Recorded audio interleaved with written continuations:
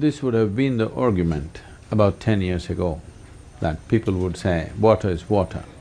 How can one water be different from another? If water is cleaned of impurities, all water is same. This would have been the argument 10 years ago, but not anymore. Modern science is clearly saying that depending upon what the water has been in touch with, accordingly it behaves differently. This is an established fact now, because water has memory. Now, when we say gangajal, why it's been important is, it is flowing through certain lands, it is flowing through certain terrain, which has a certain impact. And it is not for 1 or 2 generations, for hundreds of generations. People have been doing spiritual sadhana and they've been in touch with this water. The quality of that is there in the water. Sundarlal Bahuguna went about proving this to people. Nothing much happened, unfortunately. But his own health got transformed tremendously just living on the Ganga bank. Now, is this just emotion? No. But at the same time, is the water what it used to be before in Ganga? No, because the water that you're drinking today is held in a dam in 2-3 different places, and one dam which holds it there for a long period of time and then let out. It is not the same thing anymore, unfortunately. This is one thing we should have not done. If we want electricity, there are so many other ways to do it.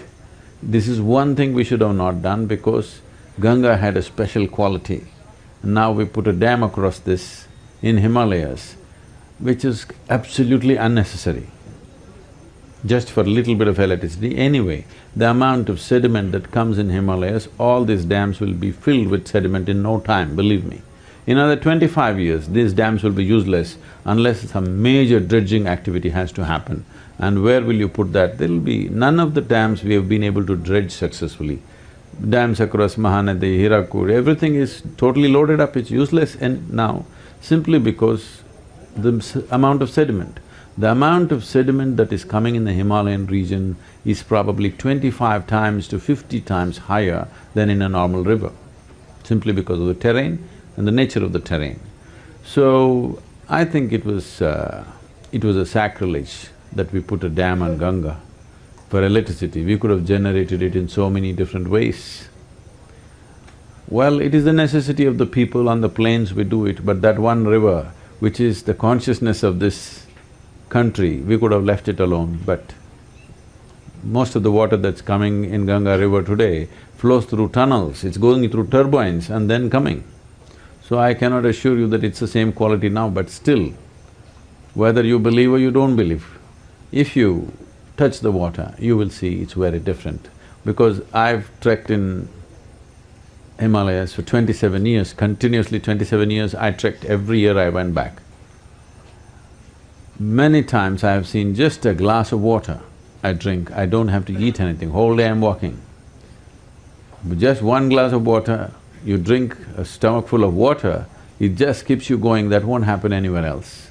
If you go to the upper regions, if you go towards Gomukh and those areas, the water is definitely special.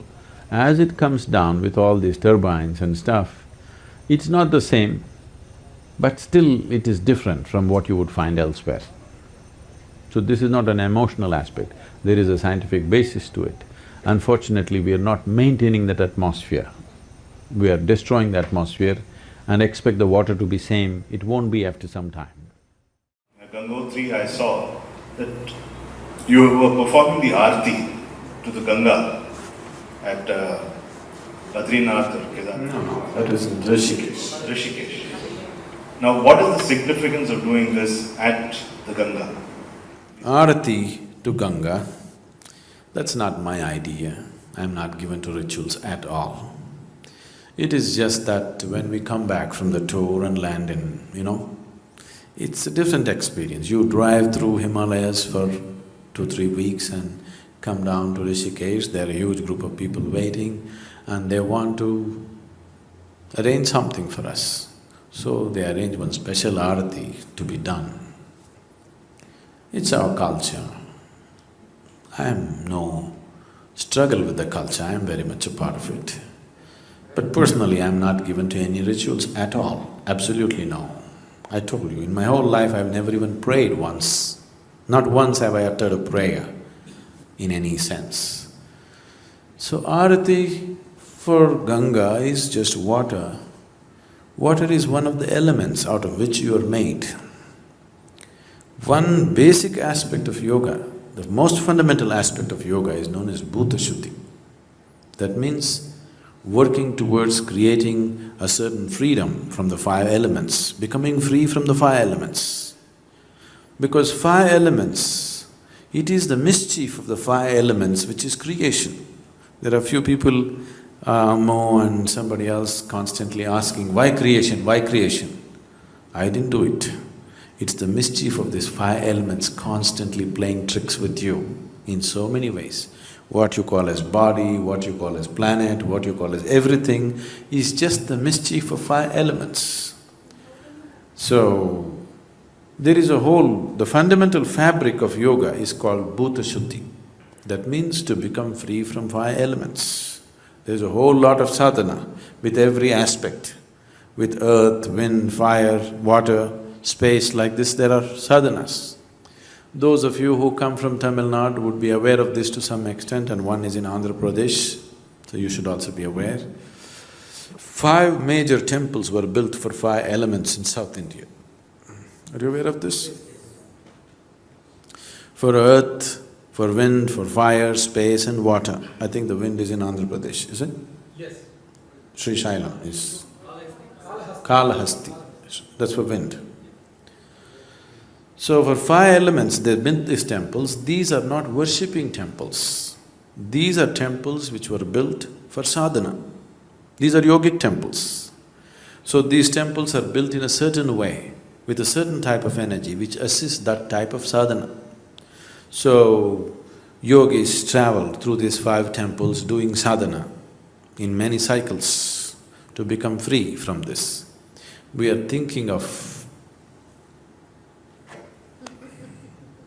I'm thinking of doing a program like that where we take a group of people and spend certain time in these 5 different temples doing variety of sadhana for that particular element. You're in the water temple, you do sadhana for the water element within you. You're in the fire temple, you do sadhana for the fire element within you. To get mastery over and also to enhance these aspects which could do miracles for one's health and well-being in so many ways. It is not for health and well-being, fundamentally it's to go beyond the limitations of the physical.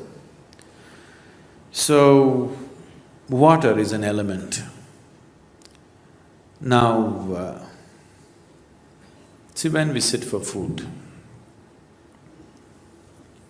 when we sit in front of food, in this country, we don't thank any god. We just bow down to the food itself. Right now, if you don't eat for 5 days, if God appears, what will you ask? Food. Because this moment, your existence is food. One who sustains you is your God, isn't it? Food is sustaining you, water is sustaining you, air that you breathe is sustaining you. 5 days if you don't eat, food will become God. 2 days if you don't drink water, water will become God. 2 minutes if you don't breathe, air will become God. Yes or no? Yes. So, we bow down to all the 5 elements so that they function well for us. We not only bow down, we also learn mechanisms to make them function well, so that your fire, your water, your earth and your wind, everything functions well. Only if these 5 elements are in cohesive function, you have a proper body and a proper life, isn't it? Isn't it so? Yes. So, there is a whole process called Bhuta Shuddhi. But that process, what you probably saw in this video is more like when we come down, these people want to honor me, they do some extra, special puja or something.